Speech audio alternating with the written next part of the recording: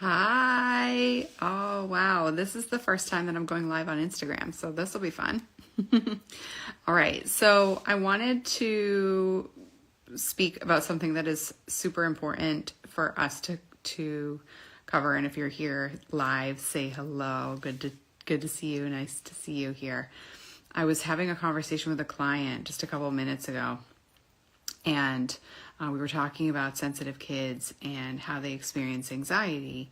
And one of the things that just compelled me to get on the line so late at night, because I'm in my office, I'm rearranging some things, just messing around, shooting messages back and forth. And she was talking about how she ran into a bumper sticker driving. Obviously didn't bump into the car, but bear with me.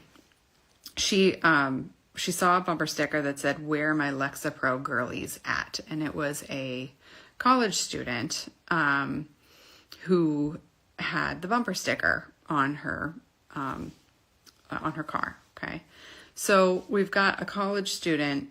And there's a culture right now in today's youth where kids, adolescents, college students are holding on to this identity of anxiety. And I want to talk about this from the perspective of helping parents with sensitive kids break out of the meltdown cycle. Okay, this, if you haven't met me before, hi, I'm Megan Thompson. We help parents of highly sensitive kids eliminate the daily meltdowns in their household in as little as 8 weeks. Those meltdowns could be explosive meltdowns, or they could be implosive meltdowns, where the child is saying, "I'm the worst, you're the worst, everything's going to heck in a handbasket," and that meltdown is happening on a daily basis, multiple times a day, or multiple times a week, and it's not developmentally appropriate. So this is my expertise, right?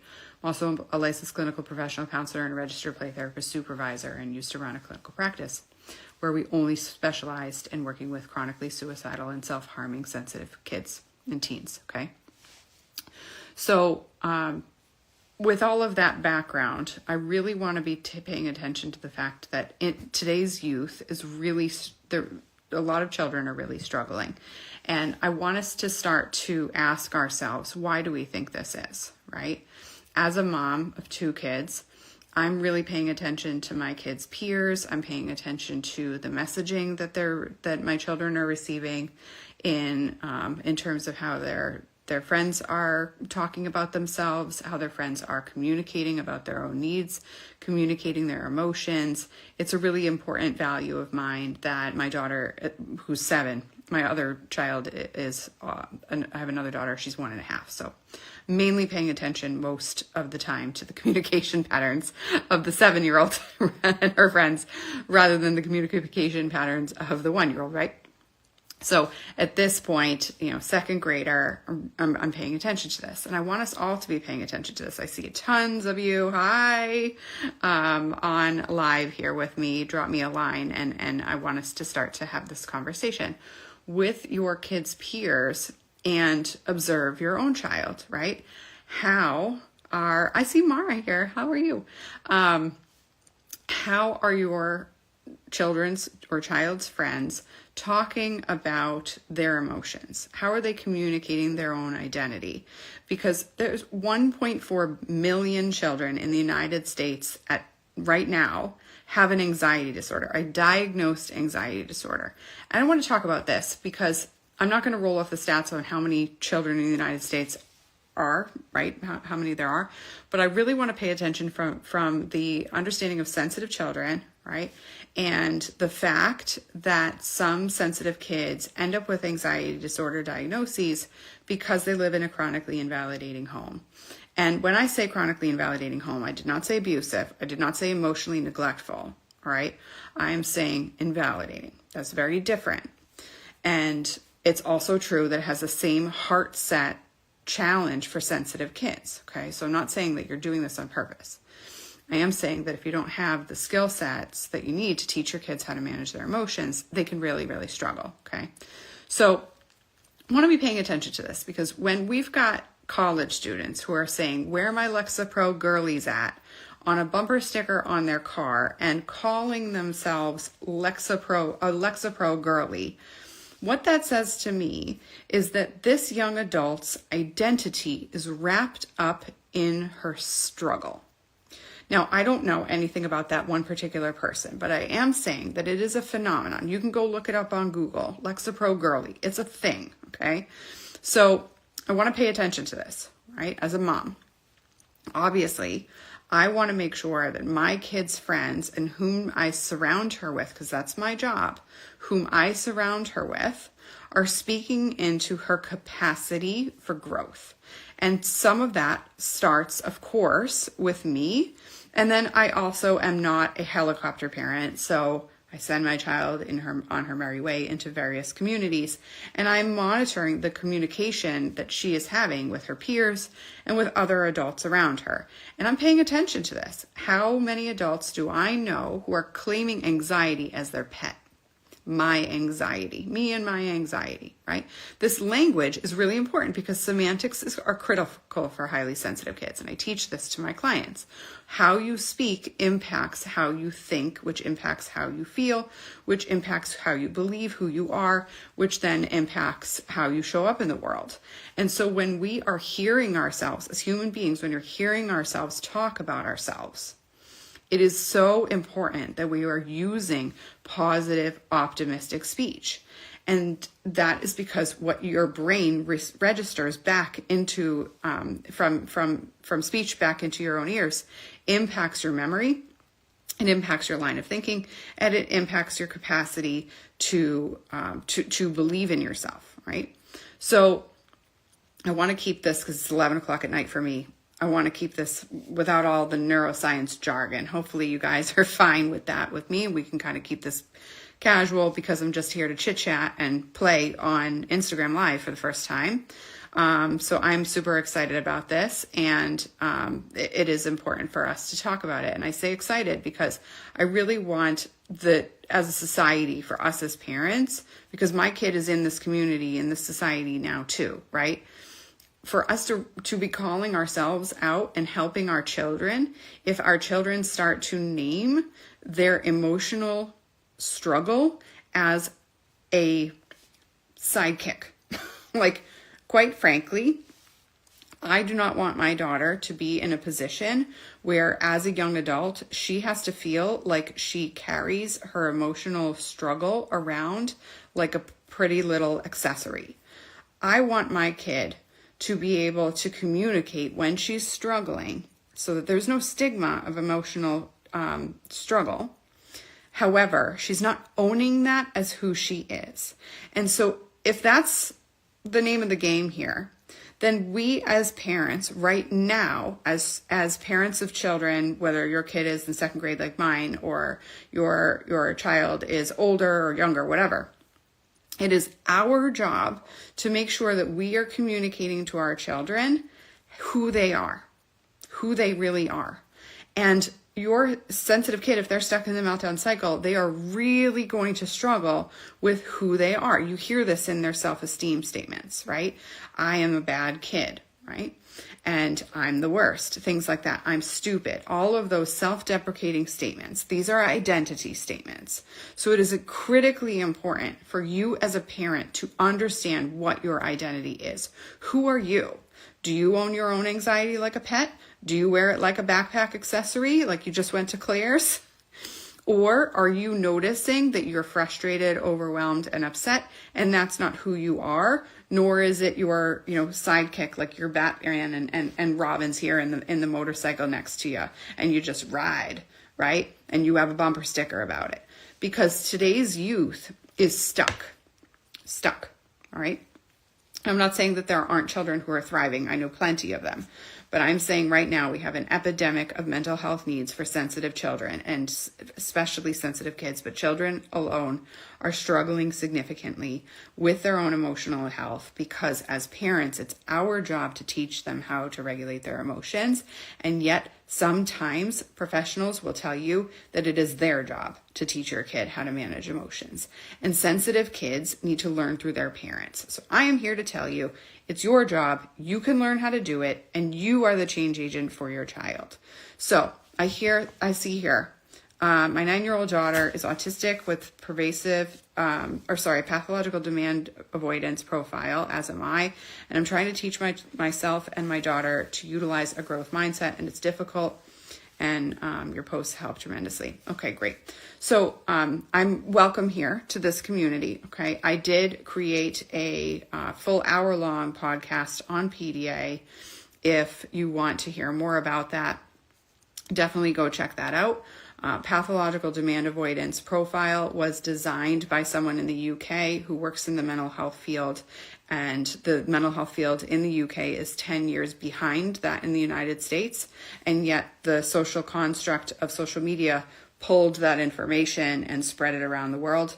So there's a fair amount of information that is still being disseminated by adults who are trying to figure out how their childhood happened, and they're building emotional intelligence skills as an adult, and they're using the construct of their childhood to describe how their adulthood is, and then working really hard to not repeat that. So cycle breakers, right? Sounds like you are a cycle breaker.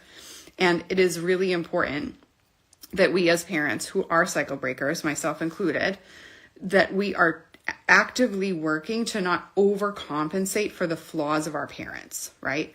So I am not blaming my parents for how I turned out. I learned skills from my parents. I also didn't learn skills from my parents, and I love them very dearly, and I learned in adulthood how to build those skills. And as a cycle breaker, it is my job to teach my kid how to tolerate discomfort, how to manage her emotions, how to dissipate her emotions like sand in an hourglass, how to not carry it around and like a backpack or a bumper sticker on her car of life. And when we get into a position where we are labeling ourselves and staying in a label that just like pathological demand avoidance is, where that label puts you in a position to think of yourself as someone who can't handle demands. If you break those words down, right?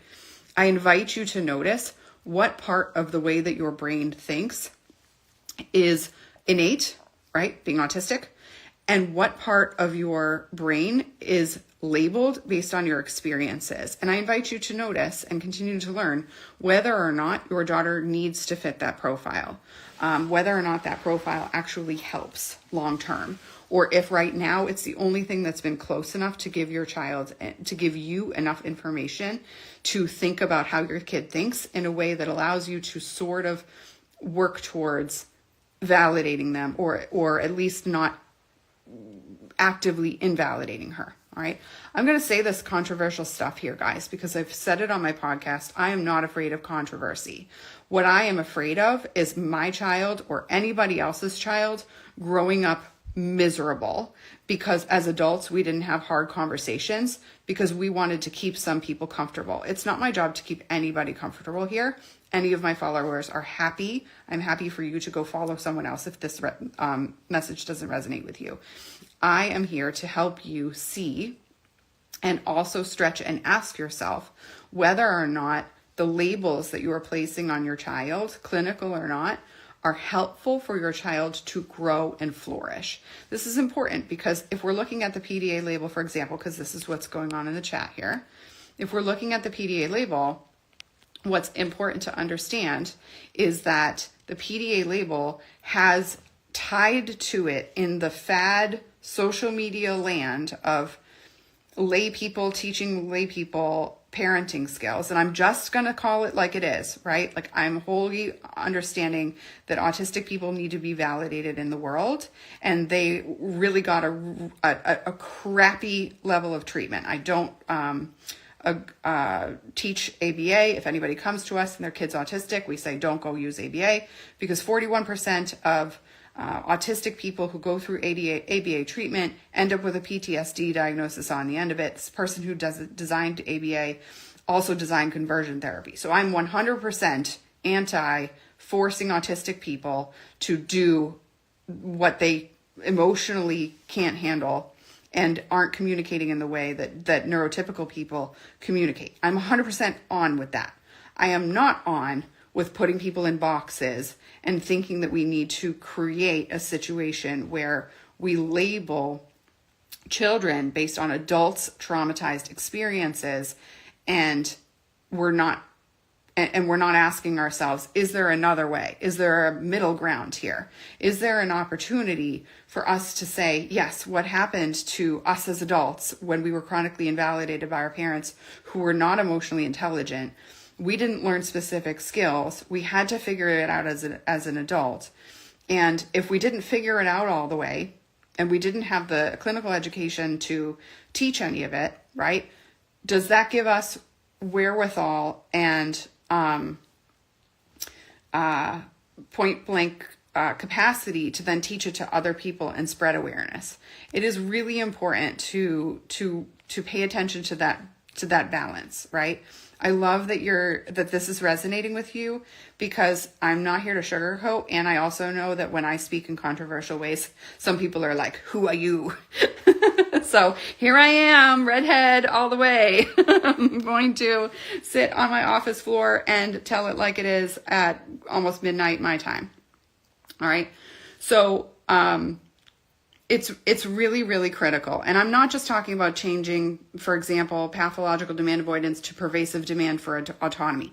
The word demand, if we were to really break it down, guys, semantics is everything for sensitive people. If we're really going to break that down, demanding something requires force. Demanding something requires an intolerance of something else, right? If we break down the English language, then we get to pay attention to how we are putting labels on our kids and how we are using those labels to set them up for success. And if the label itself is saying, you know what, pathological demand avoidance or pervasive demand for autonomy profile, I wonder if my kid's highly sensitive as a temperament, or could it be PDA, or could it be ODD, right? Like there's plenty of opportunities for us to disruptive mood regulation disorder, plenty of opportunities for parents whose kids are in a meltdown cycle to label your kid with all these labels, right? So I'm just using PDA for example.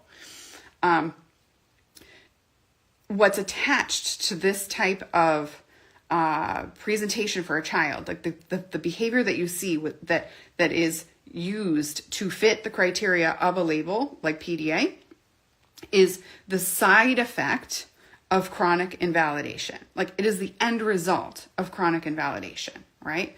So if it's the end result of chronic invalidation, does that mean that we should judge our kids' behavior, which is the end result, to dictate their capacity? I think not. I think not. And this is exactly what we teach our clients. Do not allow yourself to listen to your kid and their behavior right now and their struggle right now to tell you what they're capable of. What they're capable of needs to come from here, and from here as a mom, as a dad, as a parent, okay? You are the one that gets to set the tone on what your kid is capable of. I've worked with, over the course of my career, and also whom I supervised, thousands of children, all right? Because of the number of clinicians I've supervised over the course of my career, and also the number of years I've been a clinician, okay? Thousands of children.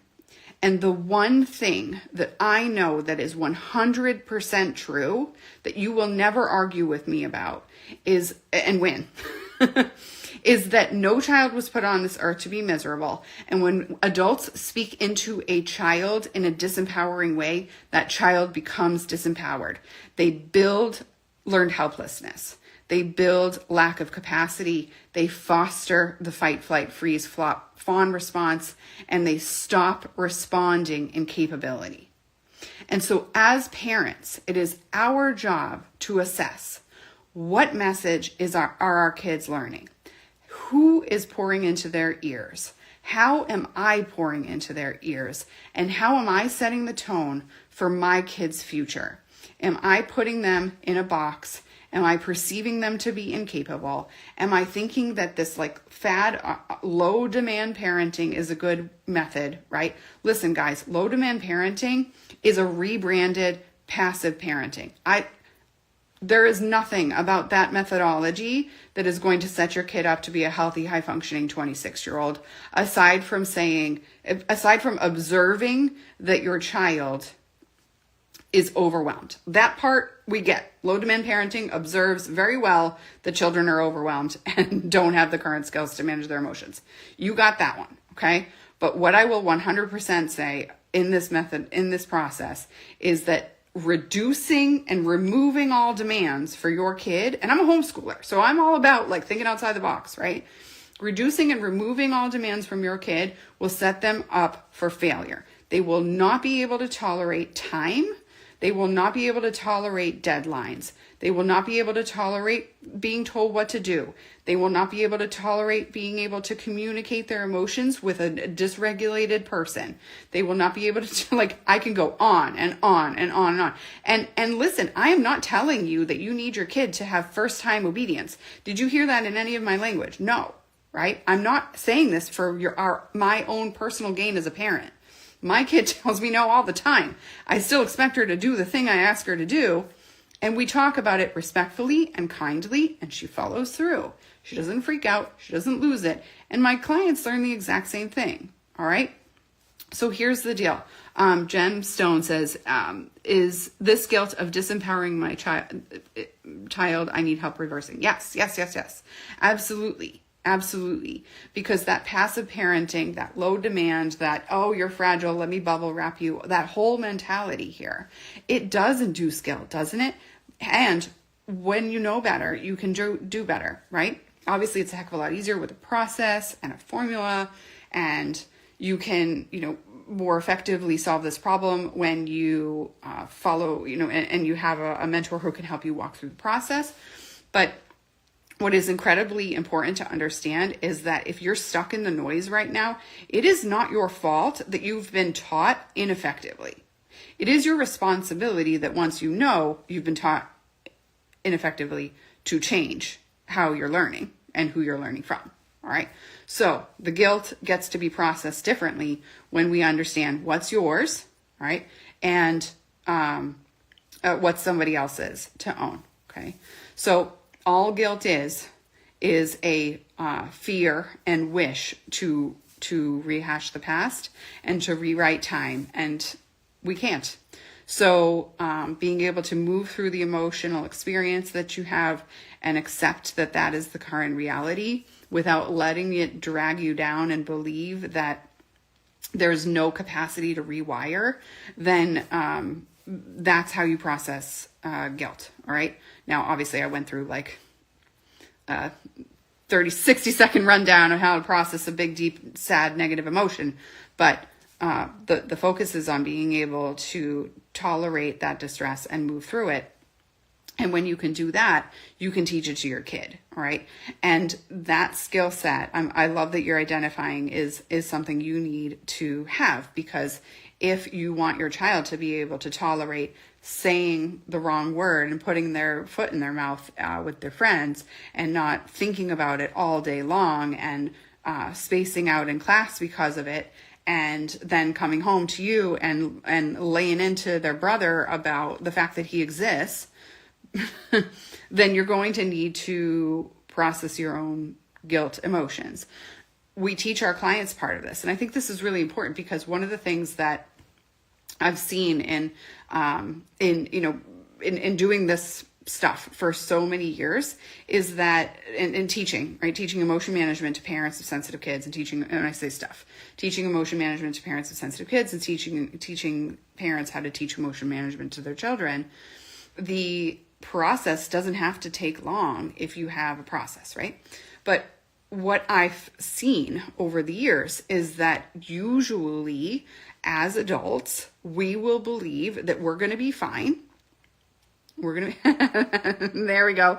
Mara, she's giving some chats in the chat. She knows she's done boot camp. This is hard, and you can do hard things, right? She's like, I got this, Megan. Let me take one for the, let me take one for the chat. I love it. Mara has entered the chat. So we're focusing on being able to understand that language exudes certainty, right? It exudes capacity. And your child is going to read you like a book if you don't actually believe that they can do hard things, which goes back to like your own emotional experience, right? Can I handle my kid as they're wobbly if my body is also wobbly. No, because Jell-O doesn't hold Jell-O straight. You just jiggly Jell-O, right? So, guys, I gave up drinking nearly a decade ago. So I'm 100% sober and just got the sillies. Don't you worry. It's 11 o'clock at night. Just like, what's this lady on? Nothing. Happiness, joy, excitement about my job. So anyways, you just end up getting jiggly, right? And your child will experience that. She will experience your uncertainty and she'll feed off of you in that respect. So it is so important. And so I want to get back to this. Okay. So if you are learning how to break out of your own generational patterns while you're trying to teach the skill to your kid, your skill set might be handle me later, focus on whomever I love, right? Handle me later, focus on whomever I love. Sound familiar? Handle mom later, mom's mad, focus on myself later, right?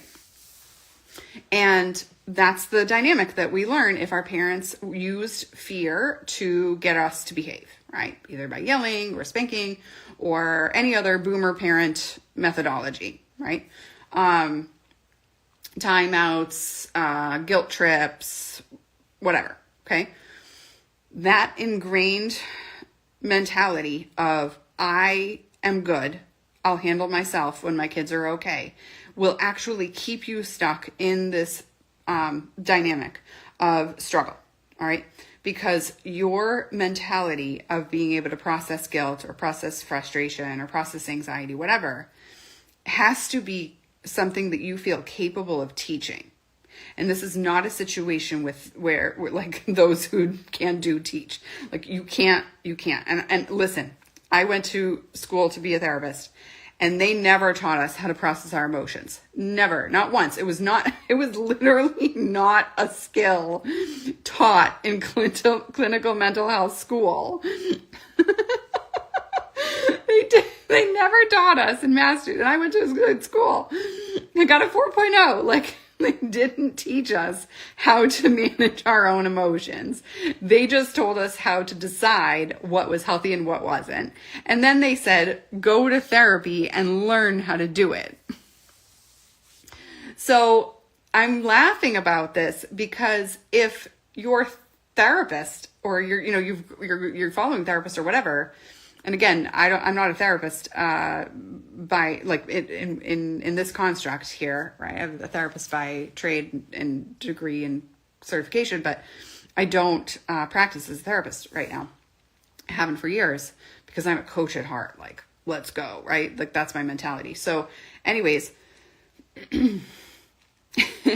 going to a really good school and getting really good grades and following a really good process and getting all the understanding and then going to learn how to be a really good play therapist, child therapist, all of this, I still had to go do my own work on my own time, on my own dime to learn how to process my own emotions. And that was a process that took me through to coaching and received much more effective service from a coach who was giving me specific and strategic action than a therapist who was like letting me run the show and then shaming me for venting. And so that sucked, and I'm not going to put myself in positions that suck. So I'm not going to do that. Right. And it wasn't the first time that I had sought out therapy for various reasons. I had postpartum anxiety with my first baby because breastfeeding was awful. And I had anxiety. I experienced insomnia when my sister had, so this is the postpartum anxiety was the second time. The first time I saw a therapist, those are very short-lived because coaching just worked so much more effectively for me. And I had the same experience. I've talked to countless parents over the years because, we've helped over 800 families through the meltdown cycle, but we have 800 conversations and 800 people say yes to work with us and we say yes to work with them, right? Like I've had hundreds of conversations with parents who have been through the mental health world and have tried and learned or not learned and think they've learned, but then when you talk to them, they haven't learned, right? So, and then it's not, in some circumstances, it's not a fit to work with our team. So what I'm getting at is that the understanding that therapists learn how to process emotions by going to school to be a therapist is literally not 100% true. They have to practice the process themselves to really understand it, in addition to understanding like the theory of that process. And that requires the therapist to be humble, to be willing, right? To not be closed off. And I will say that 70% of our clients alone are teachers, doctors, nurses, therapists.